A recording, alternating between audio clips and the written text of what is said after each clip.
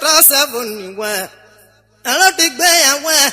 Okay, I die for a day won't walk the Jeff away. Okwo won't be ringing.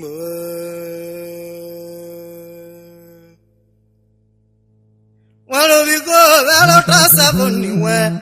I don't think they are where. Okay, I die for a day won't walk my way. One more quarter won't be ringing.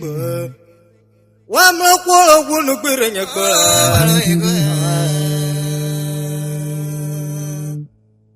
Otulu kwolo mo amarone na. Igho to 7 weta. I don't think they are where talking like they for. Oda ide wunu wo kijo ma we bia.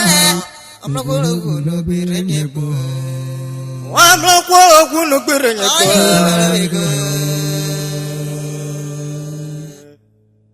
Okwolo wunu bi renyepo. Igho to 7 weta. I don't think they are where.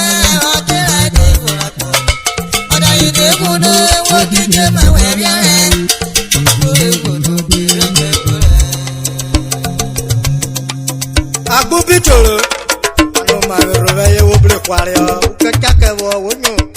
Okolo Igho to 7 where.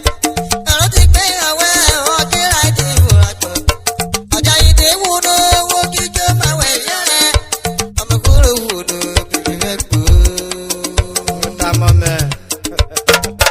Million wounded at Bakuma, eh? Okolo Igho to 7 where.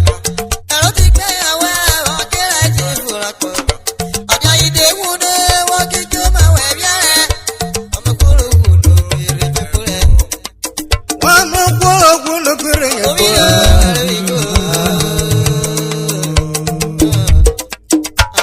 contrast to do a web body. Okolo Igho to 7 where. I don't think they are where or kill I did for a I died they would walk into my way.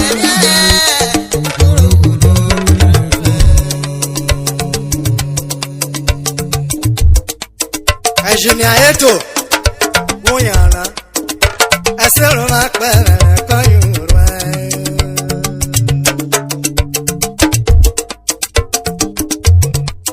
I said, oh, I can't you run.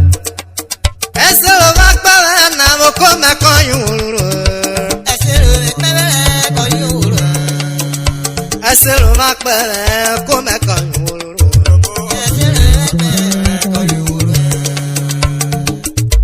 I said, oh, I call you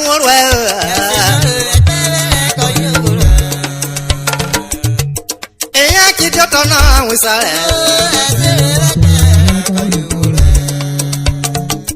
when you go one black body and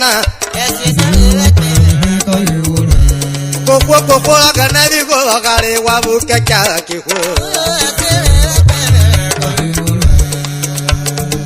When you go Canada, you go Kawa. Coco Quanuka Cow, me will me look at Kalaka. When you get them, me want to tie now. The Muka move black on the show before I can call you Naka.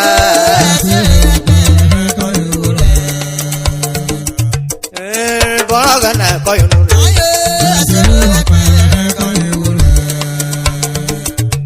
When we go back, only when you shall live for a co, one move over to where I said, well, you shall live for a co, one move over to where when you shall miss and you shall do go. O quavo de favor to now, o shall take Koyava. O quavo de favor to now, shall take Koyava.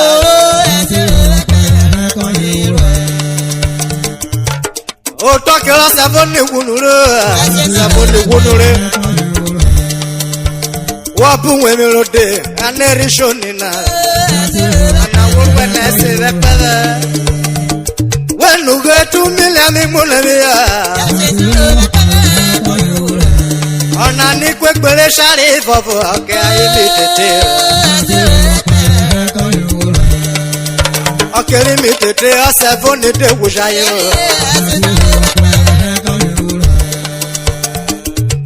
Ya salama to bodawe. 79 of your 7 years. Kakabina sofa charwe. Okavori wote ajademona ni sikulu. Ajademona ni sikulu. Epikula kwa.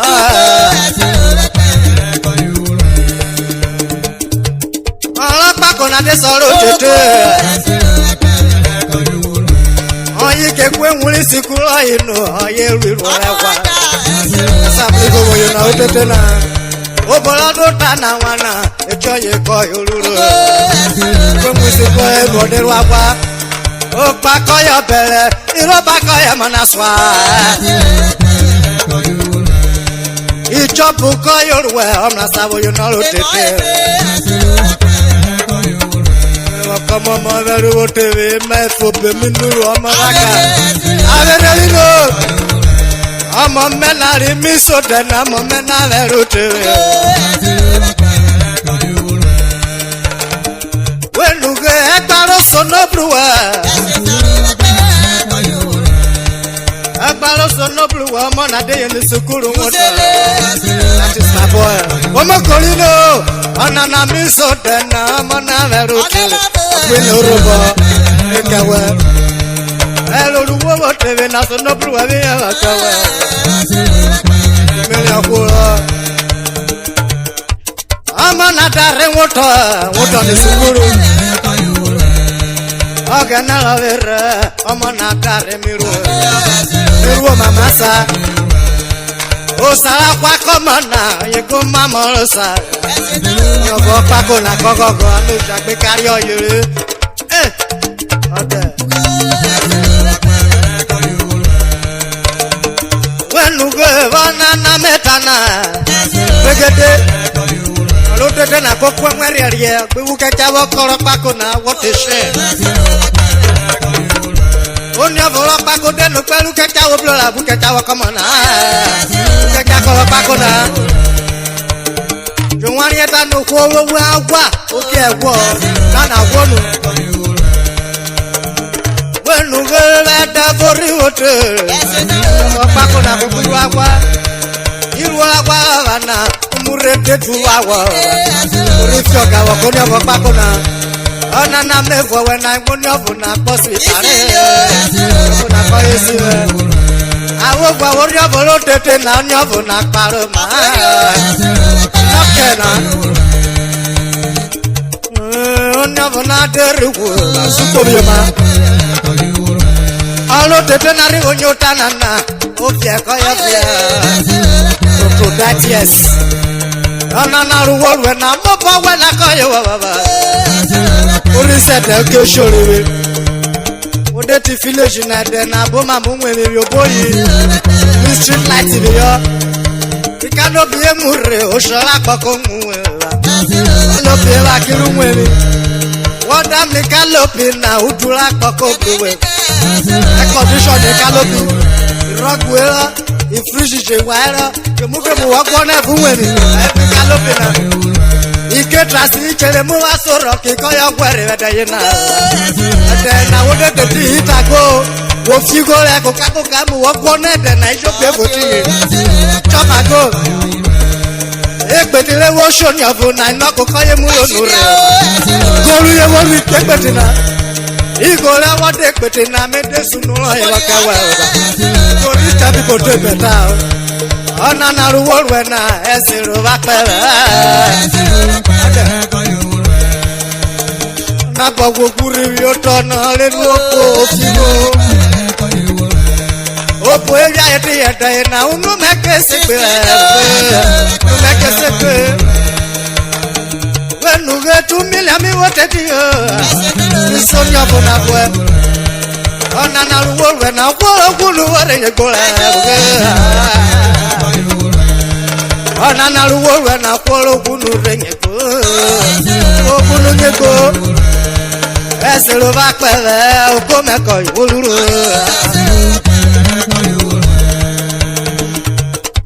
ẹ̀kọ́ màlúù ní mẹ́nana ṣètò ọkùnrin ní Urhobo wọ́dà evu adìá wọ́dà mìíràn wọ́n mímú kẹ́kẹ́ wọ́n kí gbogbo pẹ́ẹ́tì kọ́ wẹ́. Maro kọ́sẹ́ oníwẹ́ ní ọ̀pọ̀ ẹgbẹ́sẹ̀ gbẹ̀yà ẹbí kẹrù wẹ́. wọ́n mímú kẹ́kẹ́ wọ́n ká yẹ kí ẹ máa kọ́ náà wọ́n mìíràn náà gbogbo kóró tó dẹ̀.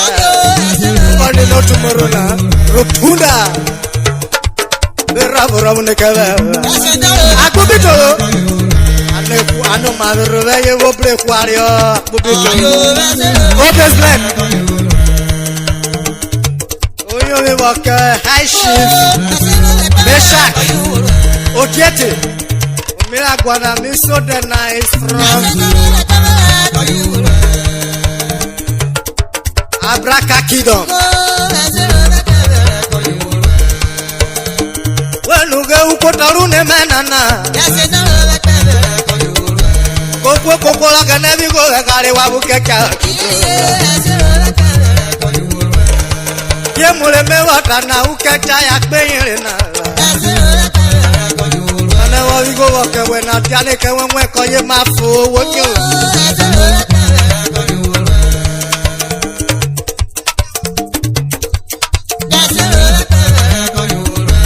are ya to ko pe to apo ugo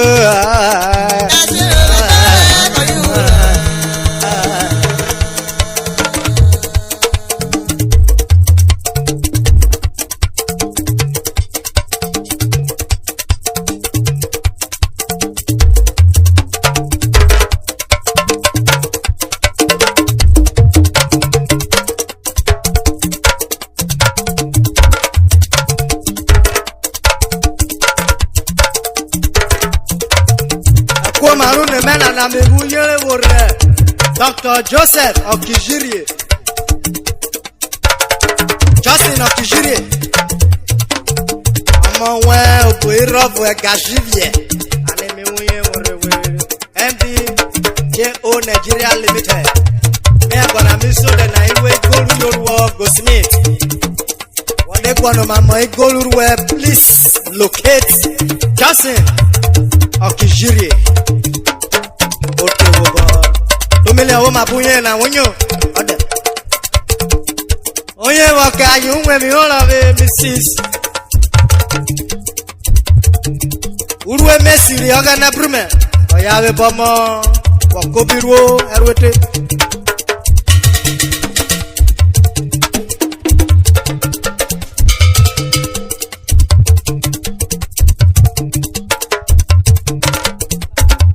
Oke Mr. Tony ogana brume Oyo seme onye gewe be yawe Mrs.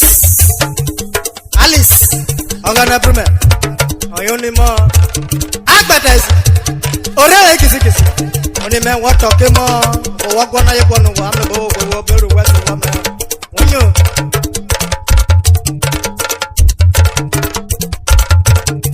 Engineer Godwin Igoli avie Ego dejine Eble no wele million eyon we no pena eh ya ru ri be okay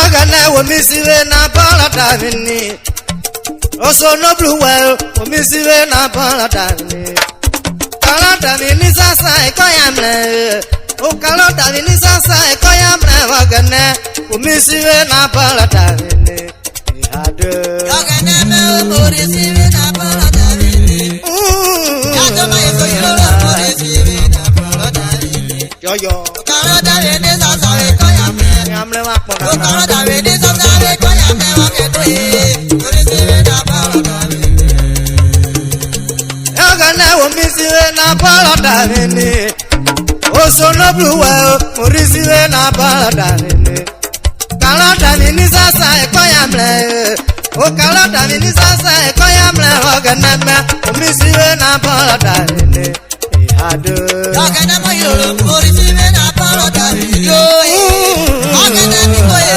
umisiwe na palata ni Numu O kalata ni sasa ekoyamle Ekoyamle wakonana O kalata ni sasa ekoyamle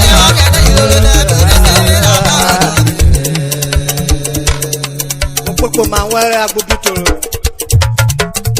Sina bọ̀rọ̀ dàrí ni ọ̀gbẹ́ báyìí ṣe. Epo mi ní ẹ̀kọ́ pàrọ̀ ojúboro.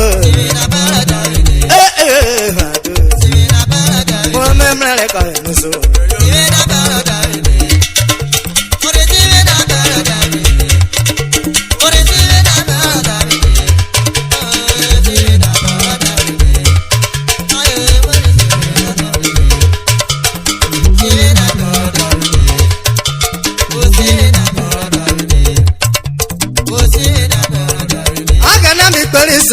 Oso na blue ami gberi sewe. Oka koka lo dabi ni amle akola. Sire na bala dabi. Sire na bala dabi. Johnny mo. Tu fais même la voix semaine. Koperu kekai. Otabi ni le metana. Otabi ni le metana. Oka lo dabi ni sasa amle akola. Milake wonote e shari feira pe yako yaiba avoti foroko ai je ko jolere ai je ko jolere. Thank you.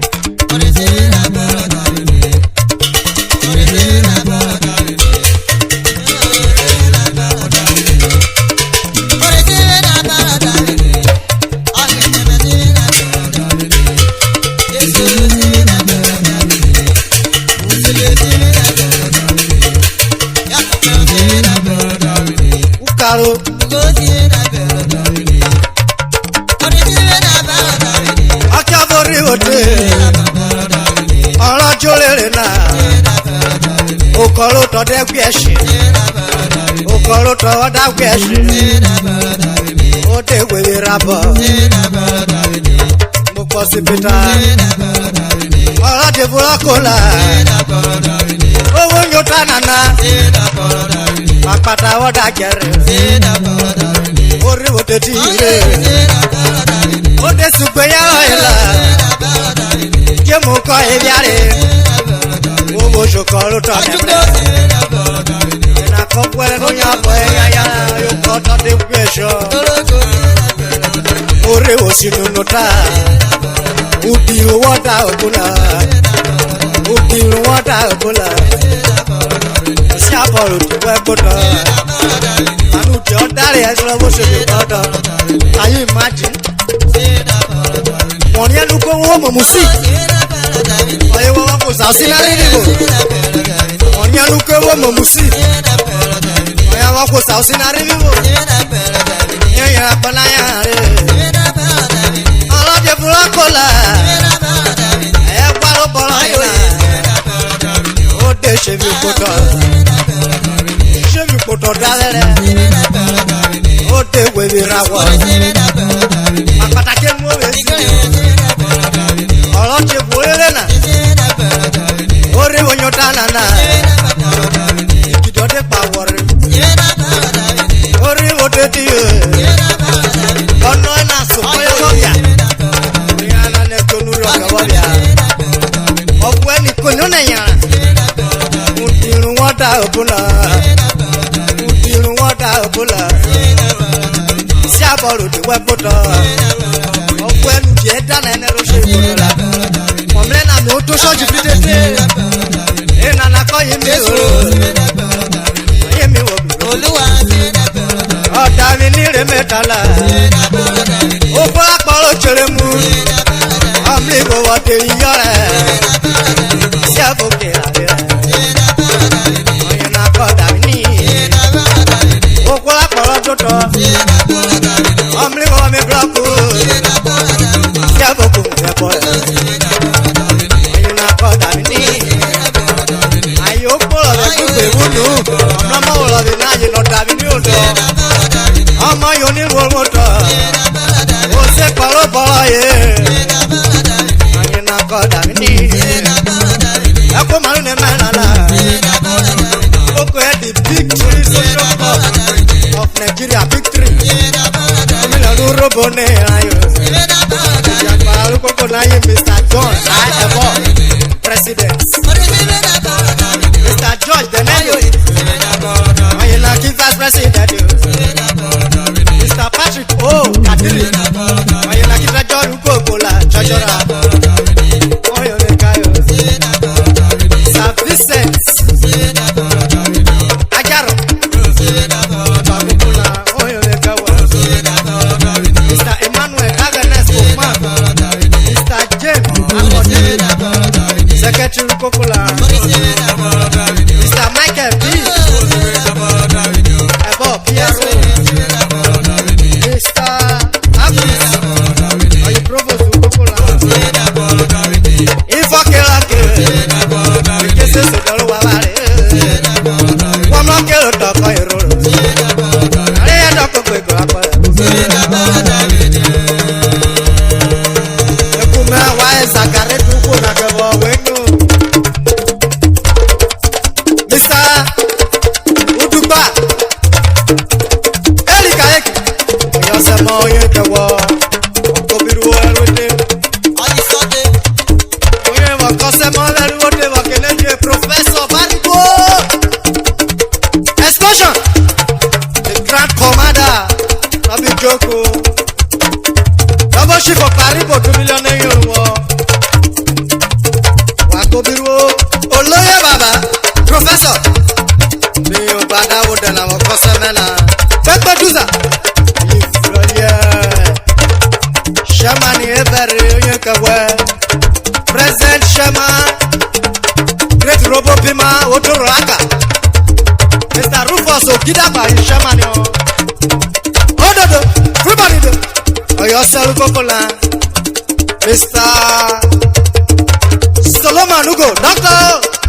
Oyoki Diagbara Rive. Oyeko Adeje. Mr. Lucky Kola Yokota. Messi Urhobo. Treasurer Kokola. Mr. 2 million. Music specialist. Discipline officer Kokola.